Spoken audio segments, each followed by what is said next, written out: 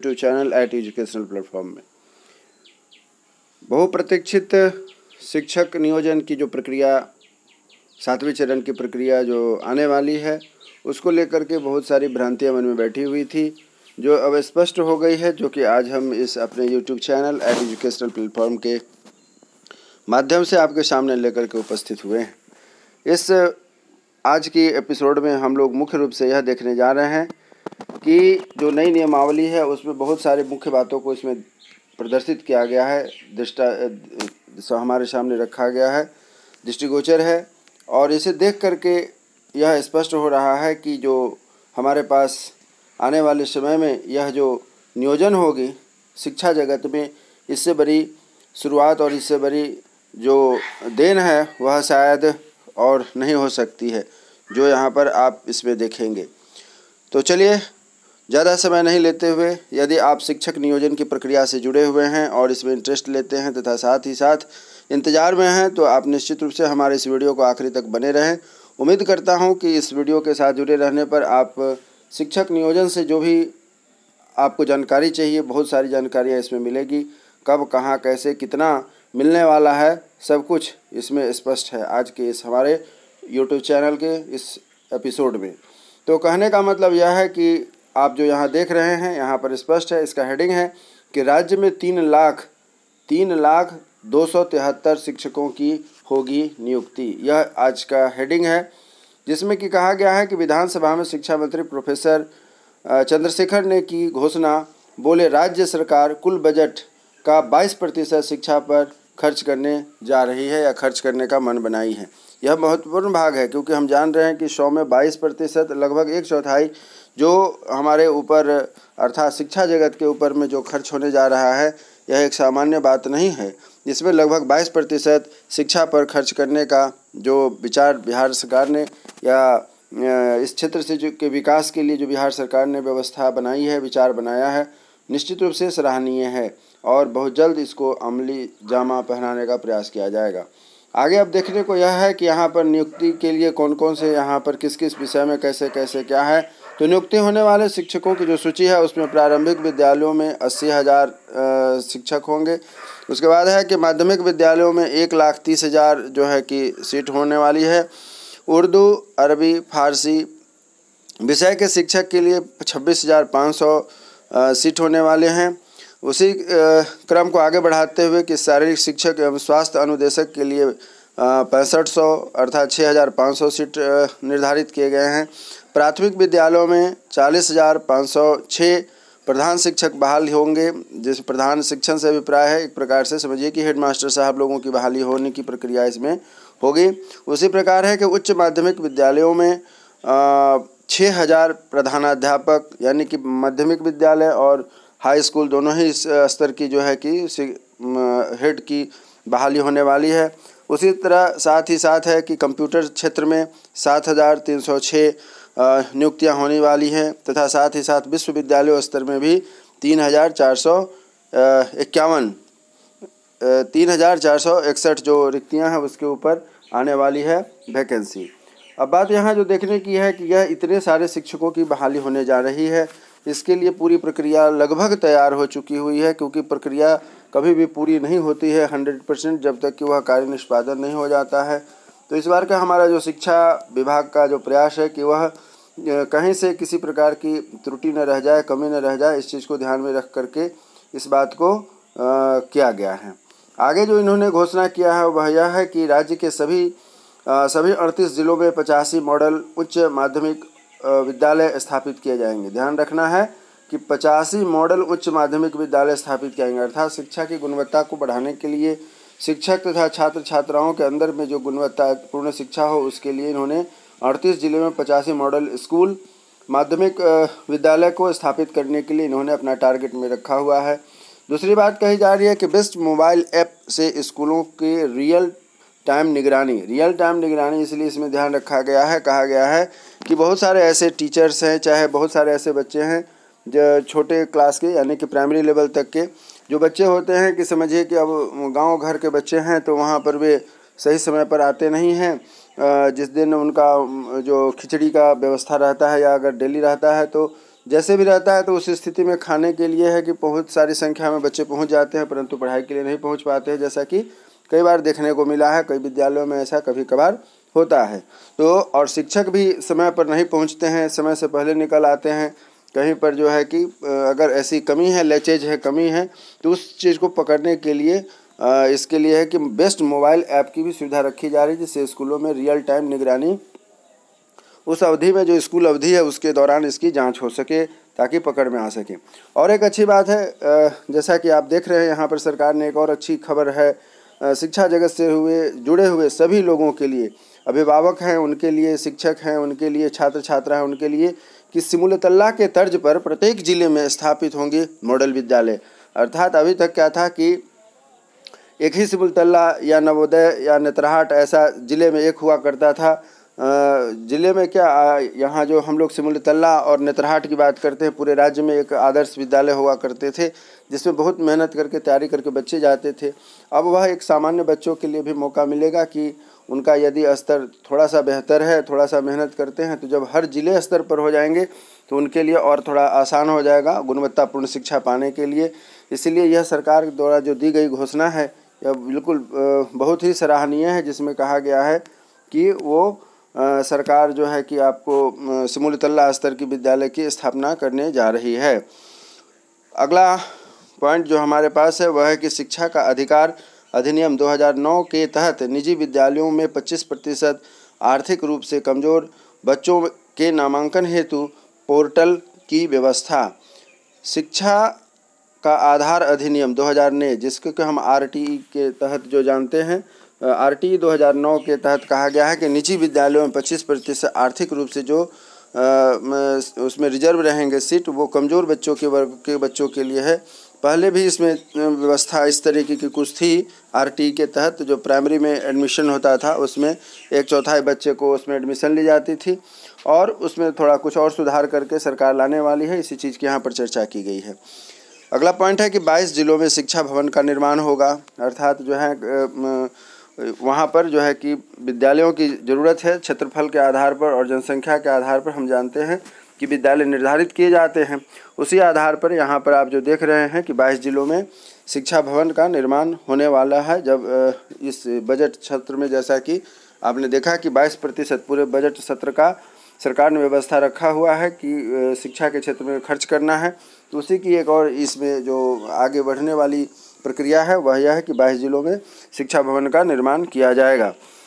अगला पॉइंट है कि प्रारंभिक कक्षाओं में बच्चों का मूल्यांकन की व्यवस्था। प्रारंभिक कक्षाओं में बच्चों का मूल्यांकन, प्रारंभिक कक्षाओं में मूल्यांकन करने से अभिप्राय यहाँ यह है कि जो बच्चे पढ़ रहे हैं, आ रहे हैं, जा रहे हैं, उसमें किस तरीके का विकास हो रहा है। तो अभी तक ऐसा पहले से व्यवस्था कुछ नहीं थी, उसको सीधे प्रमोट कर दिया जाता था, या होता भी था तो उस ढंग से नहीं होता था, जैसा कि यहाँ पर नए ढंग से दर्शाया गया है। तो इसके लिए जो है कि अच्छी बात है कि इससे गुणवत्तापूर्ण शिक्षा में विकास होगा। नेक्स्ट है कि इंटर पास सभी वर्ग के अविवाहित छात्राओं को 25,000 रुपये मिलेगा। अब यह भी अच्छी बात है। सरकार तो यूँ अनुदान पहले से भी देती थी, जो बच्चे टॉप करते थे, अच्छे नंबर लेकर के आते थे 60% से ऊपर, उनको सरकार हर साल देती थी 10,000 रुपये के आसपास में। अब जो है कि इस राशि को बढ़ा करके 25,000 रुपये कर दिया गया है, और उसमें है कि सभी वर्ग के अविवाहित छात्राओं के लिए रखा गया है। तो पहले जो राशि दी जाती थी उसको बढ़ा करके 25,000 कर दिया गया है। यह भी काफ़ी सराहनीय कार्य है, छात्रों के लिए भी और अभिभावकों के लिए भी, क्योंकि उनको पढ़ाने में अभिभावकों को खर्च होता है, 2 साल मेहनत करते हैं अपने बच्चों के साथ में। तो अगर 25,000 रुपये अमाउंट मिल जाता है उन्हें, तो अच्छी बात है दोनों के लिए, छात्र छात्राओं का भी और साथ ही साथ छात्राओं के लिए विशेष करके है यह ऑफ़र, और उनके अभिभावकों के लिए भी है। उसके बाद अगला पॉइंट है कि स्नातक पास छात्राओं के लिए छात्राओं को प्रोत्साहन राशि के रूप में 50,000 रुपये मिलेंगे। तो जैसा कि हम सभी देख रहे हैं कि यहाँ पर मुख्यमंत्री साहब या शिक्षा विभाग ने अधिक से अधिक जो है कि छात्राओं के प्रति अपना झोली खोल रखा है, जैसा कि बजट में हमेशा होता है। उसी हिसाब से इसमें भी देखा जा रहा है कि स्नातक इंटर के जो छात्राएं हैं उनके लिए विशेष ऑफर सरकार दे रही है, और उसमें है कि अभी तक इंटर वाले में 25,000 दी जाती थी, और स्नातक पास करने के बाद उन्हें जो है कि 50,000 रुपये का इसमें उनको अनुदान राशि, सहयोग राशि मिलने वाले प्रोत्साहन राशि मिलेगी, जिससे कि उनकी पढ़ाई और अच्छे आगे हो सकेगी। इसी प्रकार है आगे सत्र 2023-24 में कक्षा 1 से लेकर के 8 तक के सभी बच्चों को निःशुल्क पाठ्य पुस्तकें उपलब्ध कराई जाएगी। यह भी अच्छी बात है। किताब नहीं मिल पाने के कारण पढ़ाई अच्छे ढंग से नहीं हो पाती है। बच्चों को बाज़ार से किताब खरीदना काफ़ी महंगा होता है, इसलिए इसमें कहा गया है कि सत्र 2023-24 में कक्षा 1 से लेकर के 8 तक के सभी बच्चों को निःशुल्क में जो है कि पुस्तकें उपलब्ध कराई जाएगी। तो यह बहुत अच्छी बात है। अब देखना है कि उपलब्ध कैसे होगी। विद्यालय में जाकर के बच्चे बुक प्राप्त करेंगे, विद्यालय में को भेज दिए जाएंगे को पुस्तकें, या फिर उन्हें फिर से उनके खाते में पैसे दिए जाएंगे, वो जा कर के अपना परचेज करेंगे। अब यहाँ पर निःशुल्क की बात कही गई, तो निःशुल्क तो स्पष्ट हो रहा है कि उनके विद्यालय में ही छात्र छात्राओं की संख्या के अनुसार वहाँ पर किताब भेज दिए जाएंगे, जिससे कि उन्हें बाहर नहीं घूमना पड़ेगा, नहीं खोजना पड़ेगा। अगला पॉइंट है कि छात्रों एवं शिक्षकों की उपस्थिति पर अनुश्रवण करने के लिए ई शिक्षा कोष नामक पोर्टल तैयार किया गया है। यह भी बहुत अच्छी बात रखी गई है, जिसमें कि जनरली कौन टीचर एब्सेंट है, कौन स्टूडेंट एब्सेंट है, यदि उसकी डिटेल्स जानकारी चाहिए तो उसके लिए क्या है कि यहाँ पर विभाग ने छात्रों एवं शिक्षकों की उपस्थिति का अनुश्रवण करने के लिए ई शिक्षा कोष नामक एक पोर्टल तैयार किया है, जिसमें कि आराम से वो लोग इस बात की जानकारी ले सकते हैं कि कैसे वहाँ पर उन्हें अपना उपस्थिति अनुपस्थिति यानी कि अटेंडेंस संबंधित जो भी कुछ इसमें यदि प्रॉब्लम है तो उससे वो इस पोर्टल के द्वारा समाधान कर सकते हैं। नेक्स्ट है कि स्टूडेंट क्रेडिट कार्ड योजना के तहत 4 लाख रुपए ऋण देने की सीमा को बदलाव होगा। 4 लाख रुपए तक की स्टूडेंट क्रेडिट कार्ड की योजना के तहत सरकार ने ऋण देने का जो प्रावधान रखा हुआ है, यह अच्छी बात है। पहले भी यह स्टूडेंट क्रेडिट कार्ड के द्वारा जो 25 साल से कम उम्र के छात्र छात्रा हुआ करते थे और टेक्निकल कोर्स में कहीं पर उनके नामांकन होती थी, तो उसमें स्टूडेंट क्रेडिट कार्ड के द्वारा यह जो है कि ऋण मिलता था, और इसकी राशि इस बार कुछ ज़्यादा बढ़ा दी गई है। तो उसी कंडीशन के तहत आपको स्टूडेंट क्रेडिट कार्ड योजना के तहत लाभ इसका मिल सकता है। आगे कहा गया है कि विदेश में पढ़ाई करने वाले विद्यार्थियों को भी स्टूडेंट क्रेडिट कार्ड जो है कि उनको उपलब्ध कराया जाएगा। यहाँ पर स्पष्ट हो रहा है कि विदेश में पढ़ाई करने वाले विद्यार्थियों को स्टूडेंट क्रेडिट कार्ड का भी योजना का लाभ इसमें मिलेगा। यह भी एक अच्छी बात है। इससे क्या है कि अपने इंडिया से बाहर जा कर के विदेश में भी पढ़ने वाले छात्र छात्रा यदि इच्छुक होंगे तो उन्हें भी सरकार से मदद मिलेगी। यह एक अच्छी खबर है, जो कि पहले ऐसी शायद व्यवस्था थी भी, तो उसके लिए थोड़ा कठिन प्रयास होता था, अब और आसान हो जाएगा। उसके बाद नेक्स्ट है कि सभी विश्वविद्यालयों के लिए प्री पीएचडी प्रवेश परीक्षा संयुक्त रूप से आयोजित होगी। यह विशेष करके जो उच्च शिक्षा प्राप्त करना चाह रहे हैं वैसे छात्र छात्राओं के लिए बहुत खुशी की बात है, क्योंकि अभी तक हम लोगों ने देखा है कि पीएचडी की अगर आप परीक्षा दे रहे होते हैं तो हर पीएचडी अपना अलग से पैट की व्यवस्था करती है, और उसके तहत बच्चों को बार बार जो है कि फॉर्म भरना, फेल होना, पास होना बना रहता है, लगा रहता है। और बहुत सारे ऐसे यूनिवर्सिटी है जिसका पता भी नहीं चल पाता है कि कब कहाँ पर कैसे क्या हो जाता है। तो जैसा कि यहाँ पर आप देख रहे हैं कि यहाँ पर स्पष्ट किया गया है कि सभी विश्वविद्यालय में प्री पीएचडी के लिए जो संयुक्त परीक्षा होगी, यह अच्छी खबर है। हम सबों को इसका जो है कि सराहना करना चाहिए, विशेष करके जो इस क्षेत्र से जुड़े हैं, प्री पीएचडी या पीएचडी करना चाहते हैं तो उनके लिए यह सूचना है। तो जैसा कि आपने अभी देखा इस पूरे डिटेल्स में, जैसा कि इसमें आपने जो पाया है, यह जो डिटेल्स आपके सामने है, नई घोषणा, तो वास्तव में यह जो नई घोषणा आई है बहुत अच्छी घोषणा है। यह जो घोषणा आई है, नई घोषणा, वाकई बहुत अच्छी घोषणा है, खास करके उन लोगों के लिए है जो शिक्षा जगत में नया शुरुआत देखना चाहते हैं, नई शुरुआत की जानकारी चाहते हैं, उसके लिए ये बहुत अच्छी खबर है। अब रह गई बात कि आप वीडियो जब देख रहे हैं तो आपके मन में क्या देखने की इच्छा है, आप क्या देखना चाहते हैं, वो एक अलग मैटर इशू करता है। लेकिन आज का यह जो वीडियो है, विशेष रूप से जो सूचना आई है बिहार सरकार के शिक्षा विभाग के द्वारा, यह बहुत अच्छी जानकारी है। जानकारी के पॉइंट ऑफ व्यू से बहुत अच्छी जानकारी है। और बाद बाकी नियोजन संबंधी तो वो तो जो इसमें सरकार ने घोषणा की हुई है वो तो समय के साथ धीरे धीरे निश्चित रूप से पूरी होगी। यहाँ आप देख रहे हैं कि नियुक्ति होने वाले शिक्षकों की सूची दे दी गई है। इतने सारे शिक्षा के क्षेत्र में वैकेंसी आने वाली है। जितनी नई घोषणाएं हैं ये बहुत ही महत्वपूर्ण है यदि आप इसको पॉजिटिव वे में लेकर के चलते हैं तो। और इसी तरह की कुछ बातें हैं जो कि नवाचार को बढ़ावा देना प्राथमिकता, नवाचार जो इस क्षेत्र में जहाँ पर नए शुरुआत की आवश्यकता है वहाँ पर शिक्षा मंत्री ने क्या कहा है, इस बात को आपको हम सबको जानकारी होनी चाहिए। तो शिक्षा मंत्री ने अपने विभाग की उपलब्धियों और आगे के कार्यक्रमों का तथा योजनाओं के बारे में विस्तार से बताया है, जिसमें 14 पृष्ठ के अपने बजट भाषण में उन्होंने कहा कि शिक्षा, नवाचार, शोध और गुणवत्ता आधार पर सुधार लाने का सर्वोच्च प्राथमिकता में रखा गया है। तो इस स्थिति में जो आप देख रहे हैं, बिल्कुल इनका जो प्रयास है हमारे शिक्षा मंत्री साहब का, उनका सराहनीय है। उनका क्या कहना है कि इससे बच्चों में छिजन दर रोकने में सफलता मिलेगी। छिजन दर रोकने में जो कमी आएगी, उसका अभिप्राय यह है कि जो शिक्षा में जो पढ़ाई से जुड़े हुए छात्र छात्रा हैं, बीच में ही उनका पढ़ाई जो है कि ड्रॉप हो जाता है और वह जो है कि अपने किसी दूसरे कार्य में लग जाते हैं। तो इसका प्रयास किया गया है और मुझे लगता है कि इसी का प्रयास का अब जो उनका एक ऑप्शन है कि भाई जो इंटर पास करने वाली छात्राएं हैं, जनरली उस उम्र में 18 साल के आसपास होती है उम्र, तो वो पढ़ाई छोड़ करके शादी के लिए उनके माता पिता सोचने लगते हैं। फिर उच्च शिक्षा के लिए उनके पास पैसे की कमी होती है, इसीलिए 25,000 रुपये जो एक राशि मिलेगी वह बहुत अच्छी रकम होती है। कम से कम मिडिल क्लास के जो जीविका चलाने वाले अभिभावक हैं उनके लिए उसके आधार पर अपने बच्चों को आगे नामांकन के लिए अलग से व्यवस्था नहीं करनी पड़ेगी। एक अच्छा प्रयास है शिक्षा मंत्री साहब का, इसका हम लोगों को उन्हें धन्यवाद करना चाहिए। उसके बाद है कि विशेष नामांकन अभियान में बैगलेस सुरक्षित शनिवार होना है। मासिक शिक्षक अभिभावक गोष्ठी के जैसे कार्यक्रम को प्रारंभिक शिक्षा से सुधार और बदलाव के लिए जोड़ा गया है। प्रारंभिक शिक्षा में लैंगिक अनुपात में विषमता को भी घटाने का प्रयास किया गया है। तो ये सब बहुत ही सराहनीय प्रयास है शिक्षा मंत्री का। खास करके यदि जो व्यक्ति या जो अभिभावक या यूँ कहें कि जो शिक्षा के क्षेत्र में वाकई चाहते हैं कि सुधार होने की आवश्यकता है, उन सभी क्षेत्रों को शिक्षा मंत्री ने टच करने का प्रयास किया है। अब रह गई बात कि समय के साथ देखना है कि इसमें परिवर्तन कितना आता है या क्या सुधार की प्रक्रिया होती है। इसलिए इन्होंने कहा भी है कि नवाचार का विशेष ध्यान रखा जाएगा।